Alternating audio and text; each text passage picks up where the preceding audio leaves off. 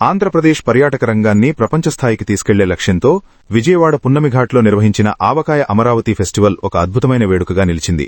ముఖ్యమంత్రి Nara Chandrababu Naidu European union రాయబారి Hervé డెల్ఫిన్తో కలిసి ఈ ఉత్సవాల్లో పాల్గొని కృష్ణానదిలో నూతనంగా ఏర్పాటు చేసిన హౌస్ బోట్ను ప్రారంభించారు.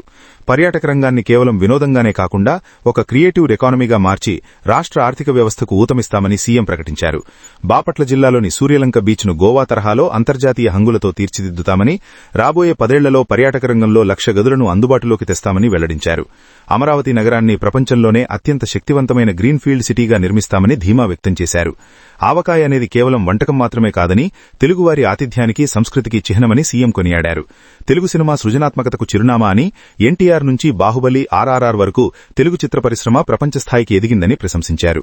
యూరోపియన్ యూనియన్ రాయబారి హెర్వే డెల్ఫిన్ మాట్లాడుతూ ఏపీ పెట్టుబడులకు మరియు నైపుణ్యానికి ప్రధాన కేంద్రంగా మారిందని ప్రశంసించారు. రాజమౌళి సినిమాల్లోని నాటునాటు పాట తననెంతో ఆకర్షించిందని, త్వరలోనే ఏపీలో EU ఫిల్మ్ ఫెస్టివల్ నిర్వహించేందుకు ఆలోచన చేస్తున్నామని వెల్లడించారు.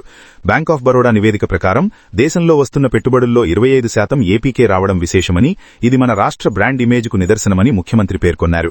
రాబోయే సంక్రాంతి పండుగను తమ సొంత గ్రామాల్లో జరుపుకుంటూ జన్మభూమితో మమేకం కావాలని ప్రజలకు పిలుపునిచ్చారు. ఈ కార్యక్రమంలో పర్యాటక శాఖ మంత్రి కందుల దుర్గేష్, ఎంపీ కేశినేని చిన్ని మరియు ఇతర ప్రజాప్రతినిధులు పాల్గొన్నారు.